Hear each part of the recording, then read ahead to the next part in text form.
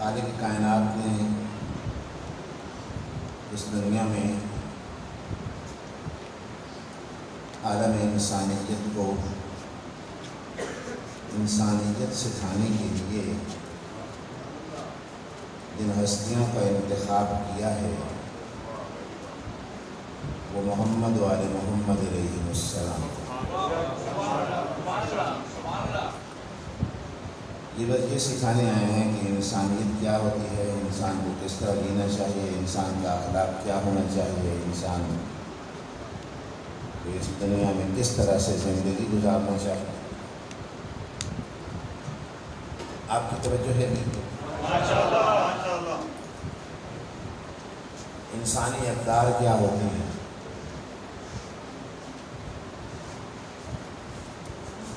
اور انسانیت کو ان کی ضرورت تھی کہ کوئی سکھانے والا ہو۔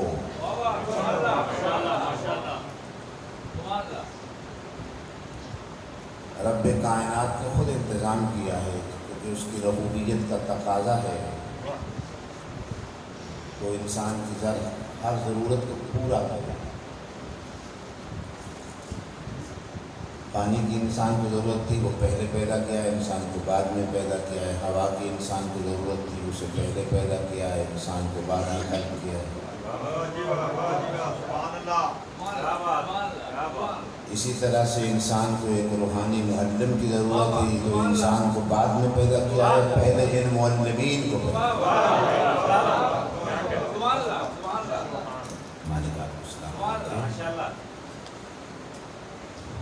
انسان کی روح جو کہ پیاسی ہے، انسان کی روح جس کو غذا کی ضرورت ہے، اس انسانی روح کی پیاس کو بجھانے کے لیے مالک نے جس سرچشمہ حیات کا انتظام کیا ہے وہ محمد وآل محمد علیہ السلام۔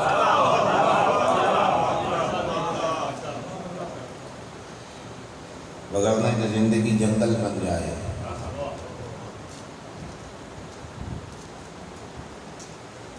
بلکہ انسانیت مر جائے۔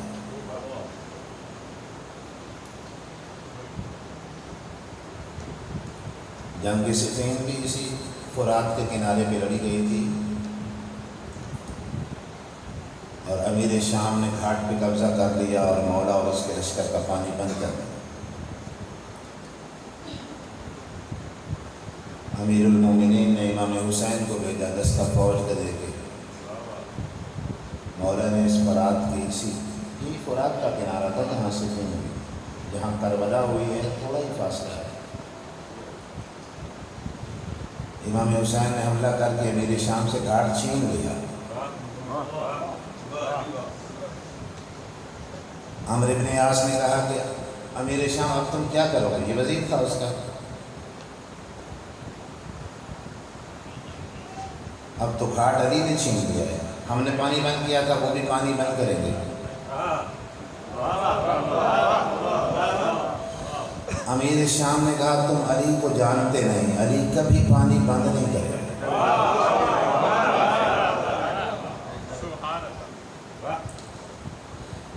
یہ وہ ہیں جو انسانیت سکھانے آئے ہیں۔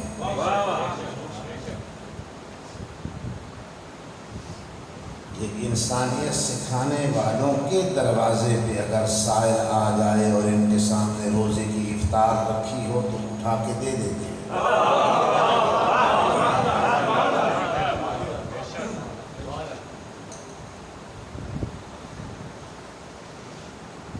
اور جو انسانی روح کو علمی پیاس کی ضرورت ہے اس کے لیے صاحب خطاب سلونی خود پکار کر کہتے ہیں سلونی قبل ان تفقدونی۔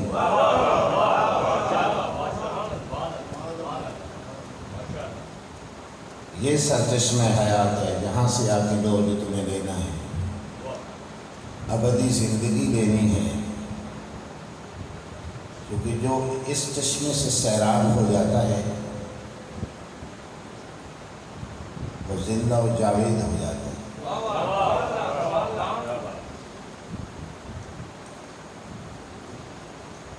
بلکہ جزو اولیاء اللہ ہو جاتا ہے۔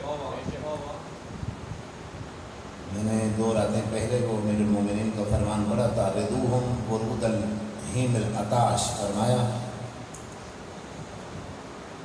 تم ہمارے اس چشمے پر، چشمہ علم پر سیراب ہونے کے لیے اسی طرح سے آؤ جس طرح پیاسا اونٹ گھاٹ پہ آ کے گھٹنے ٹیک کے گرتا ہے۔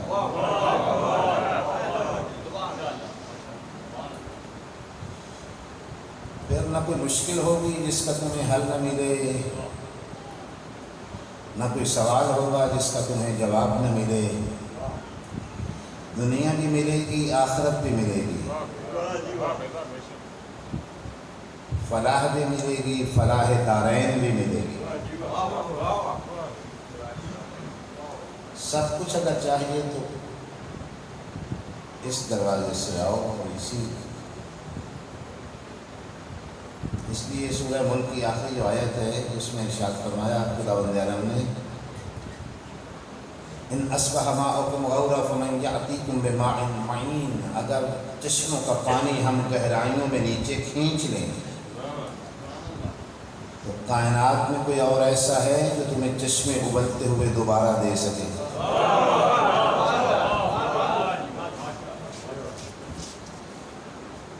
بظاہر میں بڑی عجیب آیت ہے۔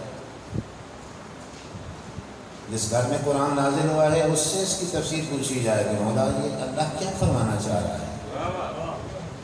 امام ابن خالق کائنات فرمانا چاہ رہا ہے کہ ان اصبح امامکم غائبا فمن یأتیکم بامام، اللہ کہہ رہے ہیں کہ اگر میں تمہارے حقیقی امام کو غائب کر دوں تو مجھے اللہ کے علاوہ کوئی اور ہے جو اس جیسا امام تمہیں بنا کے لا دے۔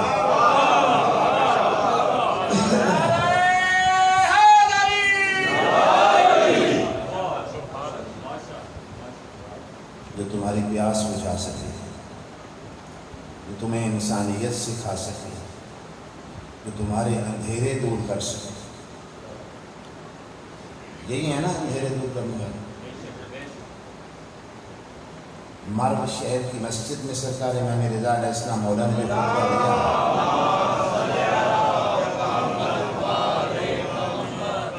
لوگ امامت پہ بحث کر رہے تھے تو مولا وارد ہوئے اور پوچھا کہ کیا بحث ہو گئی؟ مولا امامت پہ امام کسے کہتے ہیں؟ فرمایا میں بتاتا ہوں امام کسے کہتے ہیں۔ الامام والصحاب الماطر، صحاب کہتے ہیں بادل کو، ایک ہوتا ہے خالی بادل، اسے کہتے ہیں صحاب۔ صحاب الماطر، ماطر اس بادل کو کہتے ہیں جو پانی سے لبریز ہو، جو برستا ہے۔ جس طرح پانی سے لبریز بادل برستا ہے زمین پر اور زمین کو دوبارہ زندگی عطا کر دیتا ہے، زمین زندگی کی انگڑائی لیتی ہے اور سبزہ اگتا ہے، اسی طرح سے علم امام کا بادل جب کسی انسان کی قلب کی سرزمین پہ برستا ہے تو ایمان کا سبزہ اگتا ہے۔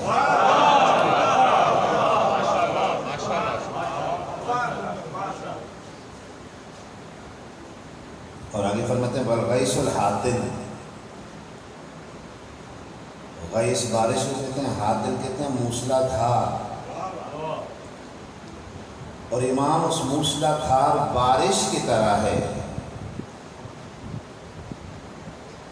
کہ اگر رم جھم ہو تو کوئی جگہ خشک رہ جاتی ہے، لیکن موسلا دھار بارش میں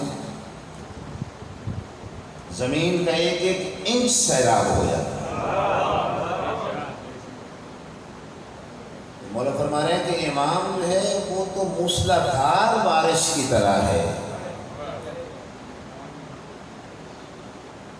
ہو نہیں سکتا کہ قلب انسان کی سرزمین خشک رہ جائے۔ یقیناً ایمان اور رضا اور صبر اور یقین اور توکل اور تسلیم کی فصل اگے گی اگر کوئی اس بارش کو قبول کرے، اپنی ذات تک پہنچنے دے، کوئی رکاوٹ پیدا نہ کرے۔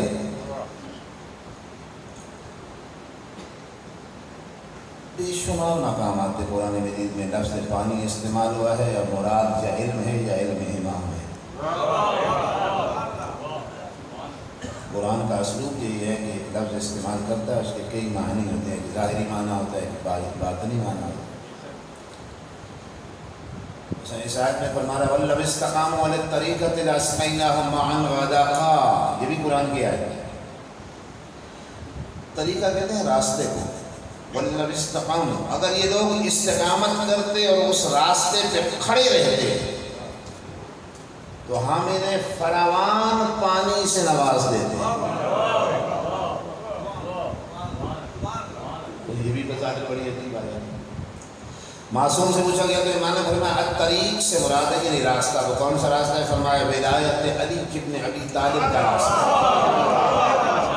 اللہ فرما رہا ہے کہ اگر یہ استقامت دکھاتے اور ولایت امیر المؤمنین علی ابن ابی طالب علیہ السلام کے راستے پہ قائم رہتے ہیں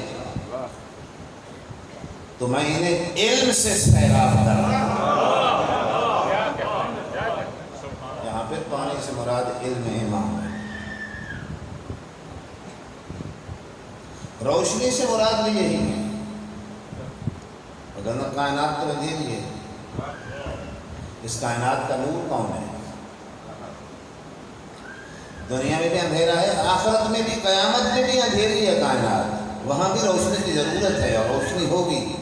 اور روایات میں ہے قیامت میں نہ سورج ہے، نہ چاند ہے، نہ ستارے ہیں، ہر طرف اندھیرا ہوگا۔ کچھ لوگ ہوں گے جن کی پیشانی سے نور نکلے گا، جو عرصہ محشر کو منور کر دے گا، اور عرصہ محشر میں کھڑی ہوئی پوری انسانیت پوچھے گی کہ کون لوگ ہیں جن کی پیشانی سے نور نکلتا ہے اور ساری کائنات منور ہو گئی ہے؟ وہ کہیں گے کہ وہ لوگ ہیں جن کی پیشانی پہ لکھا ہے ھذا ظاہر الحسین۔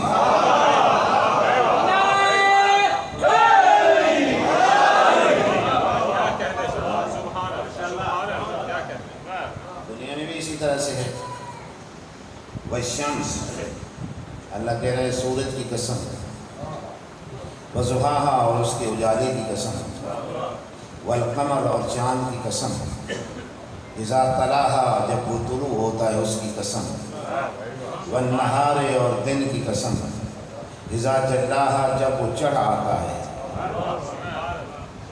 معصوم سے پوچھا گیا مولا یہ اللہ اس سورج کی قسم اٹھا رہا ہے؟ فرمایا نہیں، اس شمس سے مراد ہے ذات رسول۔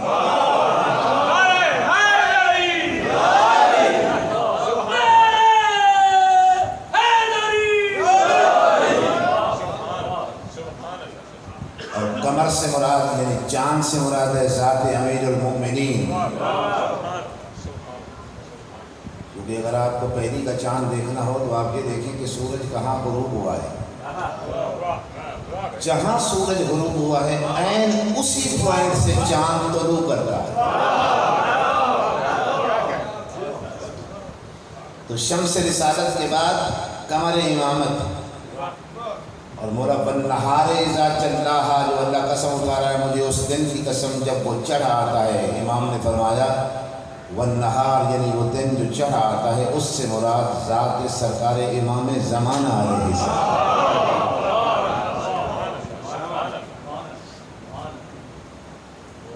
کیوں تشبیہ دی ہے مالک؟ چاند سے، سورج سے، دن سے، کیونکہ سورج بھی روشنی کا منبع ہے، چاند بھی روشنی کا منبع ہے، دن بھی روشنی کا منبع ہے۔ اللہ یہ دکھانا چاہتا ہے اور سمجھانا چاہتا ہے عالم انسانیت کو کہ یہ وہ روشنی کے منبع ہیں جن سے میں نے اس کائنات کو نور عطا کیا ہے۔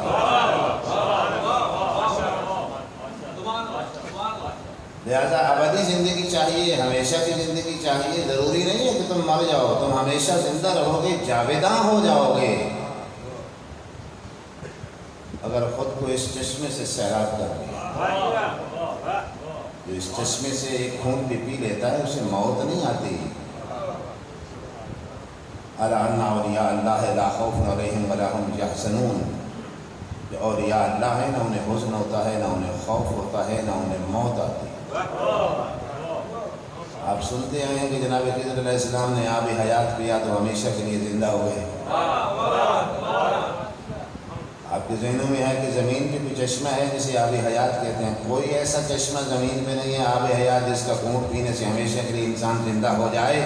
خضر علیہ السلام نے چشمہ ولایت علی سے پیا ہے جو زندہ و جاوید ہو گیا.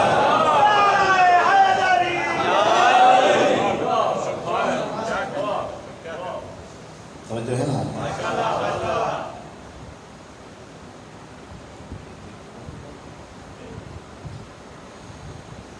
توجہ فرما رہے ہیں؟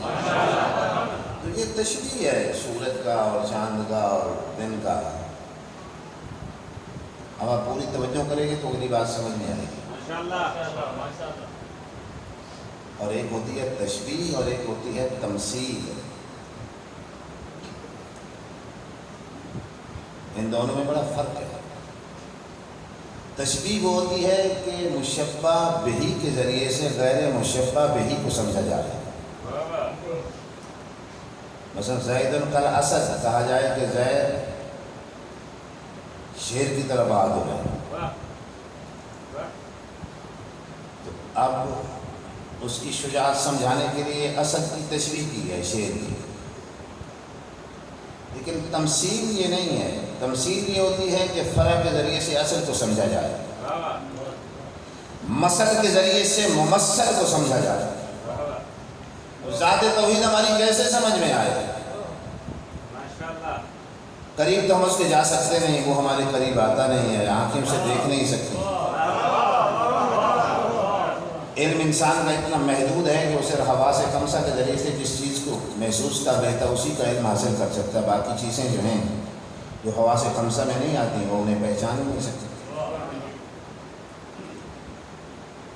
یا آنکھوں سے دیکھے تو علم حاصل کرے, ہاتھوں سے چھوئے تو علم حاصل کرے, زبان سے چکھے تو علم حاصل کرے, کانوں سے سنے تو علم حاصل کرے, قوت شامہ سے سونگھے توجہ فرما رہے ہیں تو علم حاصل کرے. تو اللہ کو دیکھا تو جا سکتا نہیں ہے, کانوں سے اسے سنا. صلوات پڑھنی بلند آواز سے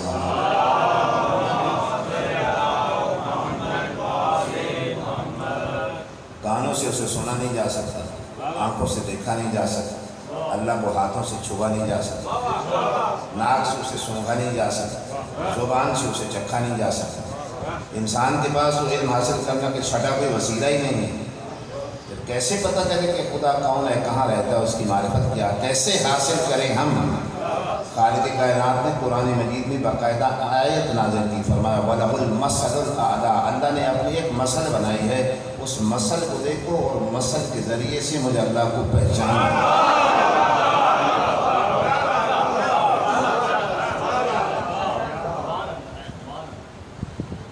وہ مثل کیا ہے؟ وہ مثل عین اللہ ہے, وہ مثل وجہ اللہ ہے, لسان اللہ ہے, جنب اللہ ہے, روح اللہ ہے, نفس اللہ ہے, وجہ اللہ ہے. اس کو دیکھنے کے بعد اللہ سمجھ میں آئے.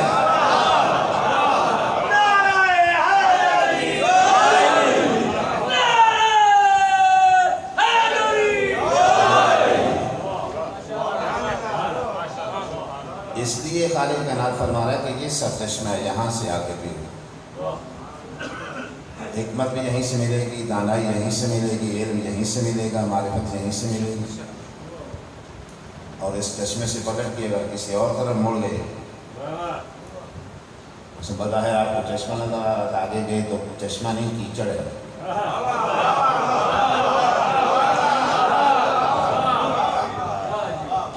بات سمجھنے والے بیٹھے ہیں. یا کسی اور چشمے ایسے بھی گئے کہ جہاں پانی صاف نہیں, متعفن ہے. تعفن جانتے ہیں نا, تو اگر وہاں سے پی لیا تو سیراب تو کیا ہونا, الٹا بیمار ہو جائیں گے, پھر سرگرداں ہو جائیں گے, پریشان ہو جائیں گے, پھر پتہ ہی نہیں چلے گا کہ پتہ نہیں حق کدھر ہے.